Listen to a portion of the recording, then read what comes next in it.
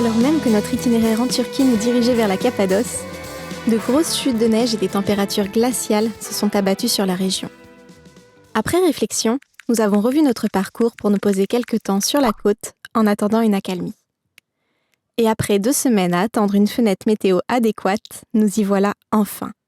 Il est temps pour nous de prendre la route pour aller explorer la Cappadoce avec un bon groupe d'amis voyageurs. Mais avant ça, Mike nous réserve une petite surprise dont on se serait bien passé. On était sur l'autoroute pour aller dans la Cappadoce. On s'est rendu compte que le chauffage marchait plus. Ça faisait que de l'air froid. Et en fait, on sait que quand il n'y a pas de chauffage, c'est qu'il y a sûrement un problème avec le liquide de refroidissement. Donc on s'est arrêté directement. Et c'était malheureusement ça. Le liquide de refroidissement était complètement vide. Enfin, il y avait un peu de la vapeur qui sortait du moteur.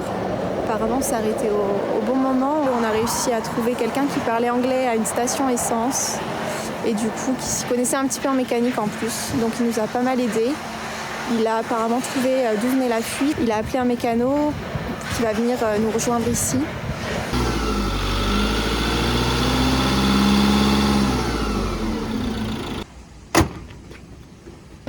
Bon, comme vous pouvez le voir, on est de retour sur la route. Donc en fait c'était un tuyau apparemment au niveau du radiateur qui était débranché, donc qui faisait du coup qu'on avait perdu tout notre liquide de refroidissement. Donc a priori la panne est réparée, il y a un gentil garagiste qui est venu nous aider à rebrancher le tuyau parce qu'on n'arrivait pas du tout à le faire par nous-mêmes. Je vous avoue que là on est encore hyper stressé, on a du mal à croire que c'était que un tuyau débranché. Donc on va être hyper vigilant là sur les prochains kilomètres. Il y a des copains qui nous ont rejoints.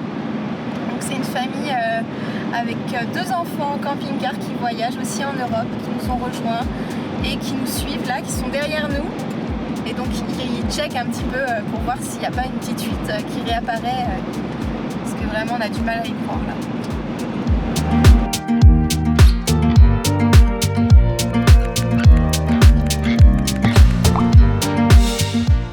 Bienvenue en Cappadoce. On avait un petit peu peur d'arriver dans la région de la Cappadoce parce que dernièrement il y a eu des grosses chutes de neige, les températures elles ont chuté jusqu'à moins 15 degrés la nuit, donc ce qui est quand même assez froid et on avait peur de geler les tuyaux, d'abîmer le fourgon. Mais là en fait on a trouvé une petite fenêtre météo, il a fait je crois moins 3 cette nuit, donc tout à fait raisonnable. Et donc là on profite des paysages enneigés mais sans le froid glacial de ces derniers jours, donc c'est trop cool. Pour notre première nuit dans la région de la Cappadoce, on s'est trouvé un spot plutôt cool. Regardez, Mike il est juste là.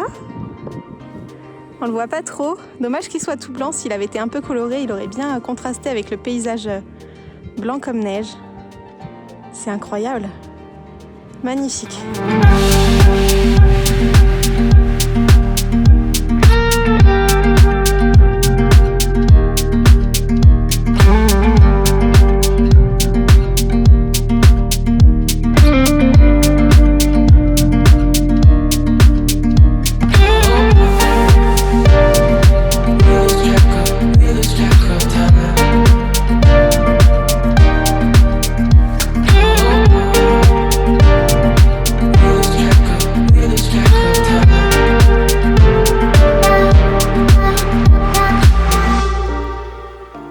Comme partout depuis notre arrivée en Turquie, en Cappadoce, nous avons rencontré énormément de chiens errants, et notamment plusieurs chiots kangals.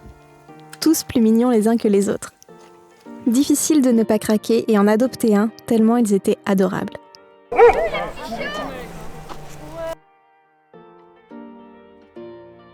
Aujourd'hui, on va visiter la ville souterraine de Derinkuyu. Il faut savoir qu'en Cappadoce, il y a plein de villes souterraines et celle-ci, c'est l'une des plus grandes. Donc apparemment, c'est vraiment immense là-dessous. Les historiens estiment qu'elle pouvait loger environ 20 000 personnes.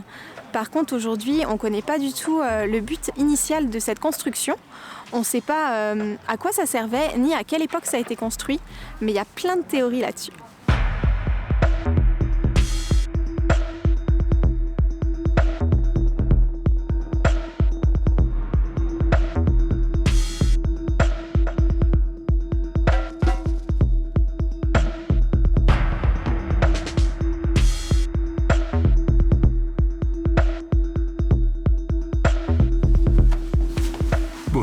descendre dans le tunnel.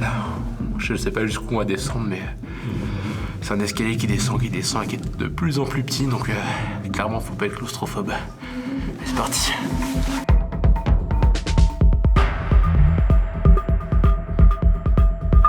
Il y a plein de petites salles un peu partout. Bon, je pense pas que les écritures soient des bonnes par contre.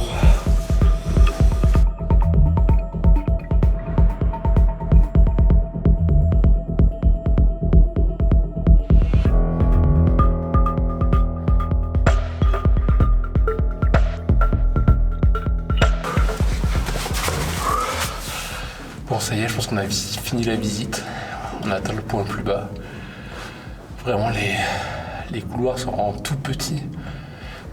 C'est hyper impressionnant. Par contre, on est un peu déçus, c'est pas si grand que ça. On espérait pouvoir explorer un peu plus que ça. Mais finalement, la partie ouverte au public, elle reste assez petite. C'est un peu frustrant quand on sait la taille que ça fait réellement, cette ville souterraine. Mais bon, c'est quand même chouette à voir. Il y a un petit chemin qui mène jusque là. Il y a plein d'autres petites pièces. Je sais pas à quoi ils servaient. Mais il devait pas être très grand à l'époque par contre.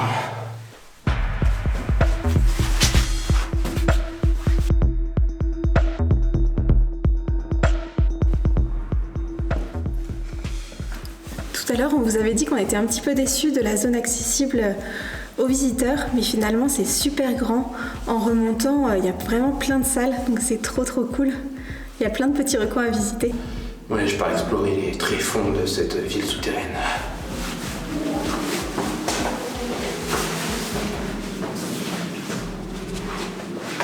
Bon, regarde, j'ai trouvé une nouvelle salle. Ah bah non, c'est toujours la même.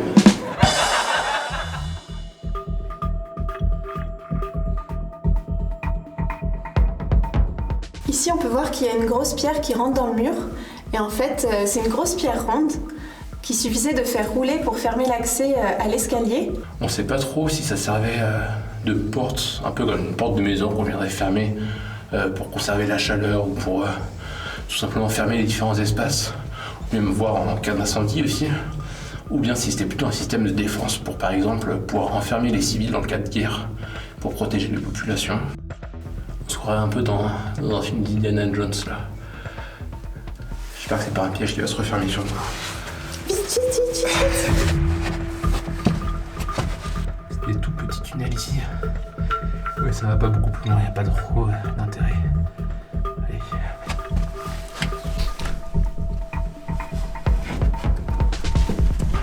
On avait vu plusieurs portes ouvertes, des portes rondes en pierre.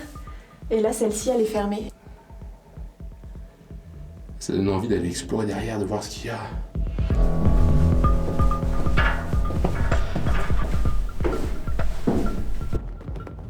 Après une longue visite dans les limbes de cette mystérieuse cité cachée, nous retrouvons enfin la surface. Il est alors temps de reprendre la route en direction du cœur de la Cappadoce, le parc national de Gurem, où se trouvent les paysages les plus incroyables de la région. Ce parc est classé au patrimoine mondial de l'UNESCO depuis 1985 et regorge de trésors parfois cachés. Straight cruising, headed for a bruising, watching out for number one. Sur place, de nombreux moyens de locomotion existent pour découvrir les différentes vallées entourant Gurem. Que ce soit le 4x4, le quad, le cheval ou même la montgolfière. De notre côté, nous avons plutôt décidé d'enfiler nos chaussures de randonnée pour découvrir les fameuses cheminées de fées qui peuplent les vallées cappadociennes. Les vallées sont suffisamment concentrées autour de Gurem pour les explorer à pied facilement. Pour nous, c'est vraiment le meilleur moyen pour explorer la région en toute quiétude, là où les 4x4 et les quads ne peuvent aller. Et en plus, c'est gratuit. You gotta get going. Easy now. You gotta get going. Les vallées de la Cappadoce regorgent de bâtiments troglodytes, creusés à même la roche, cachés dans les falaises ou même directement dans les cheminées de fées. Il est estimé que la colonisation de la région a commencé à l'époque hittite, presque 2000 ans avant Jésus-Christ. Sous l'Empire romain, la Cappadoce devient un refuge pour les chrétiens persécutés qui vivront ici pendant des siècles, continuant de creuser de nombreuses habitations et cités souterraines pour se protéger des raids arabes. La communauté chrétienne de Cappadoce, qui parle sa propre langue, un mélange entre le turc et le grec, se réduisit progressivement à partir du XVIe siècle sous la pression de l'Empire ottoman et des sécheresses dans la région. Elle disparut totalement en 1923, lorsque les minorités chrétiennes ont été expulsées du pays lors de l'échange de population entre la Turquie et la Grèce. 1,3 million de chrétiens sont alors envoyés en Grèce et 400 000 musulmans arrivent en Turquie. Le village de Kayaköy, qu'on avait vu plus tôt dans le pays, avait d'ailleurs été abandonné pour les mêmes raisons. Aujourd'hui, plus personne n'habite dans ces vallées, l'érosion de la roche ayant rendu les bâtiments dangereux. Mais les multiples églises et monastères y sont toujours bien présents. Et nos randonnées dans la région se sont donc parfois couplées avec une poignée d'exploration et un soupçon d'escalade pour dénicher ces belles églises troglodytes construites au sein même des cheminées de fées et y découvrir des fresques byzantines colorées. Of the rest that you are given, you gotta slow down and look around you, son. Give a lot and live a little. Work with what you got. Where you're going, you can rest your. Bon, les randos en Cappadoce en hiver, ça peut vite devenir très compliqué. Là, on vient de passer une sorte de canyon, c'était super joli, mais tout était gelé, c'était hyper casse-gueule. Donc faites attention à vous. Cannot be hidden. You gotta get going. Easy now. You gotta get going. Easy now.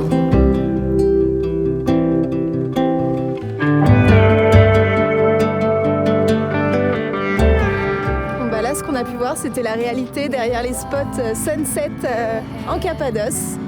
C'est bourré de quads, de 4x4. Si on veut un peu de tranquillité, il faut s'éloigner de ces spots touristiques. Et nous, c'est vrai qu'avec le fourgon, on essaye. C'est ce qu'on essaye de faire la majorité du temps, mais demain, on va faire de la montgolfière. Et du coup, on s'est garé pas très loin de l'agence. Toujours en pleine nature, mais pas très loin de l'agence. Voilà. Même si nous avions déjà bien exploré la région sur les sentiers de randonnée, l'envie de s'envoyer en l'air pour découvrir les paysages vus du ciel nous démangeait. Nous avons donc décidé de tester pour la première fois la montgolfière.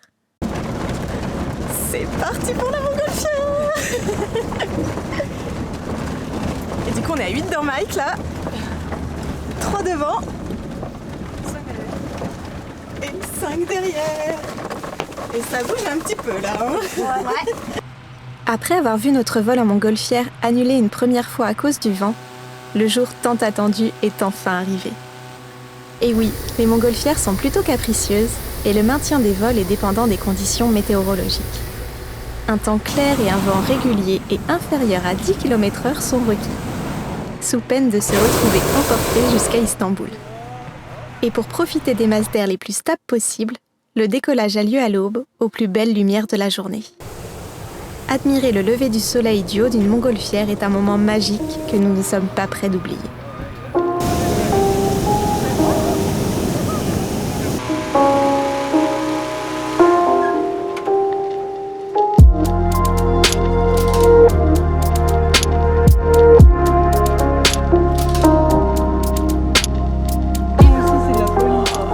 Ça y est, on est dans les airs. Je préfère ça. Vous imaginez, on a... Il y a des centaines de montgolfières autour de nous. C'est incroyable. Ouais, incroyable. Et c'est très smooth comme moyen de transport. Tout en douceur.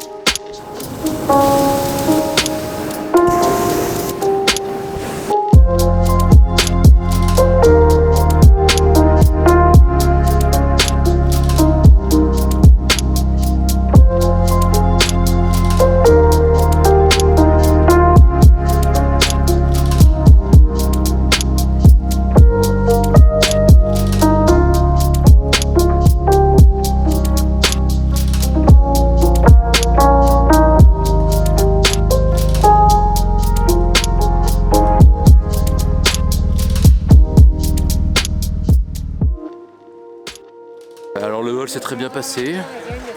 Température décollage 0 degré.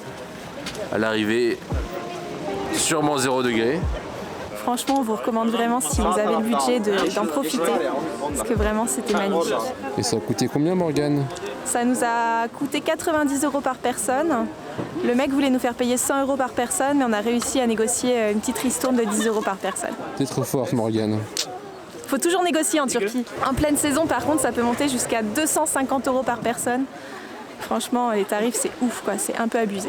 C'était bien la montgolfière? Oui. Nous sommes aptes à prendre le ballon.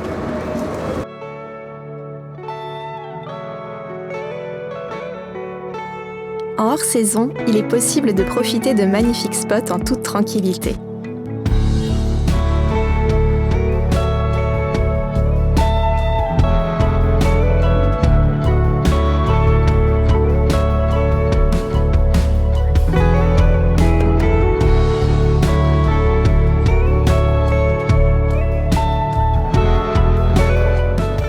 La vue depuis notre spot sur la vallée de l'Amour est imprenable, mais la descente très périlleuse. Entre escalade et glissade sur les fesses, le terrain sur lequel nous évoluons n'est pas des plus simples.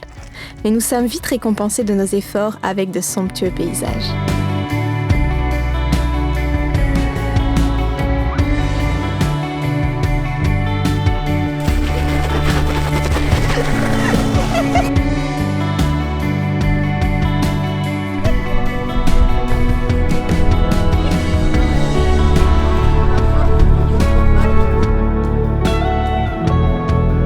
Ici, l'érosion a créé d'originales cheminées de fées. Les esprits les plus mal placés y verront des formes phalliques. Ce serait d'ailleurs à ces célèbres formations rocheuses que cette vallée doit son nom de vallée de l'Amour.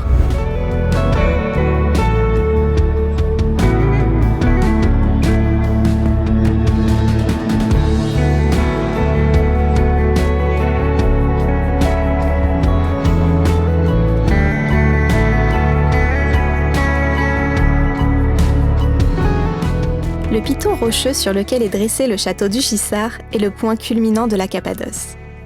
Cette forteresse naturelle, creusée dans la plus grande cheminée de fées de la région, est visible à des kilomètres à la ronde.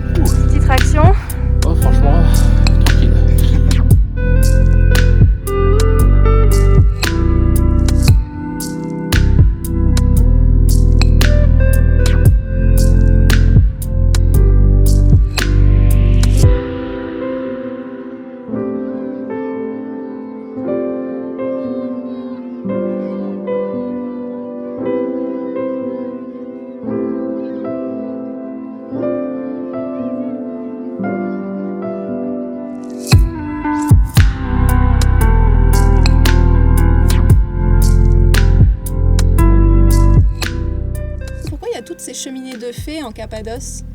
Alors tu vois Morgane, c'est très simple. Il y a des millions d'années, il y avait plein de volcans ici. Chaque éruption a créé une différente couche, différentes strates de roches, et en fonction de la température de l'éruption, la roche est plus ou moins solide. Par exemple ici elle est très friable, mais en haut elle va être beaucoup moins friable, ce qui va créer ces formes de cheminées de fées.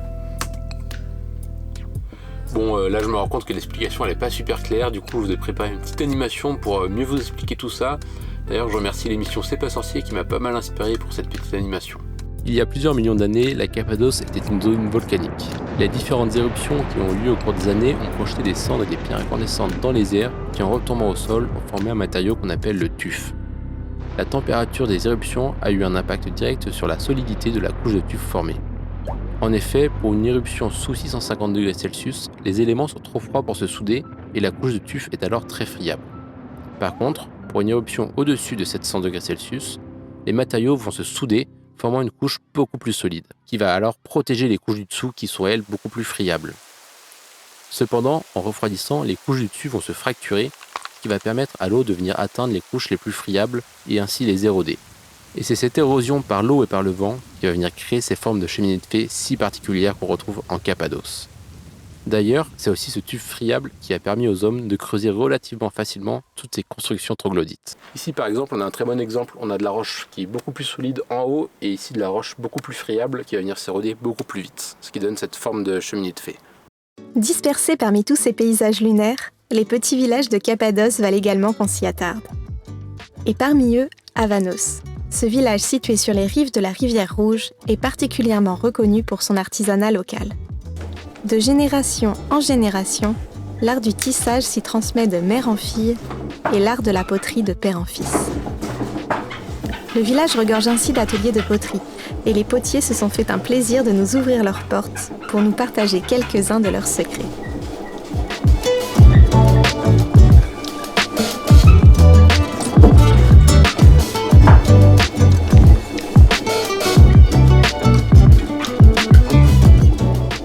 Après une chouette démonstration par Hassan sur son tour de potier manuel, le moment de nous y initier est venu.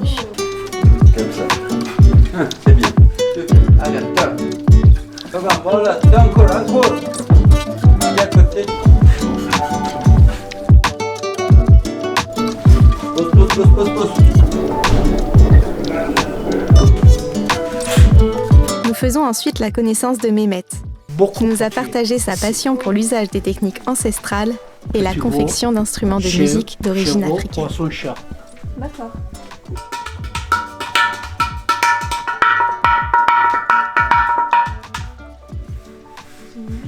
Et donc ça c'est Oudou, origine Niger. Niger.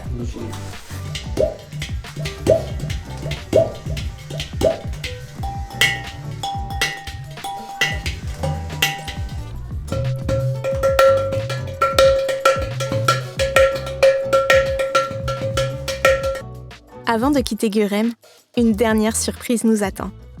Des montgolfières par dizaines au-dessus de nos têtes au lever du soleil. Après plusieurs jours sans décoller, ces gros ballons nous ont offert un superbe spectacle que l'on a pu admirer depuis le sol cette fois-ci.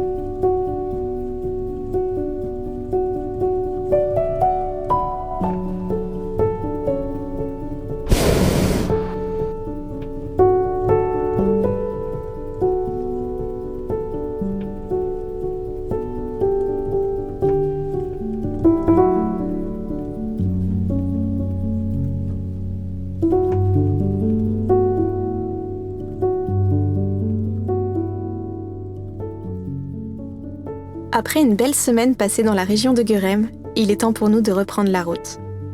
Difficile de quitter à la fois une si belle région et nos amis. Nous nous dirigeons alors vers une vallée un peu plus excentrée, la vallée d'Ilara, pour une dernière randonnée en Cappadoce. Et encore une fois, regardez avec qui on partage la rando. Un toutou qui va faire toute la balade avec nous.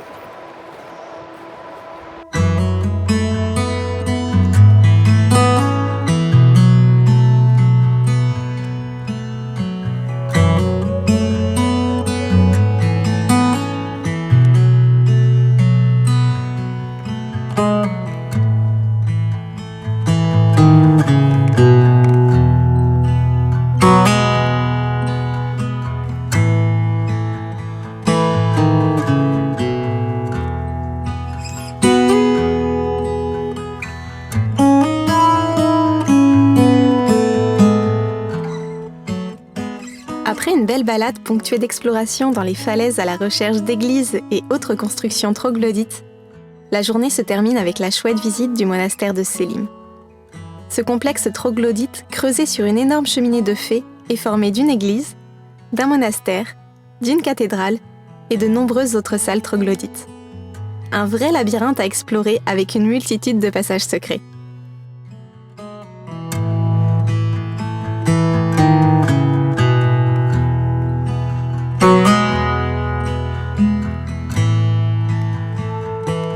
En Cappadoce, il y a beaucoup d'églises troglodytes, c'est des églises qui ont été construites à même la roche.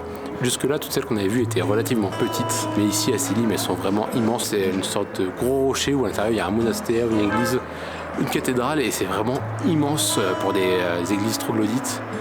En plus, c'est trop marrant, ici il y a plein de petits passages qui permettent d'aller d'une zone à une autre. Je suis vraiment comme un gosse. Là par exemple, je vais prendre un passage secret qui va m'envoyer. Je sais pas trop où. Allez, c'est parti.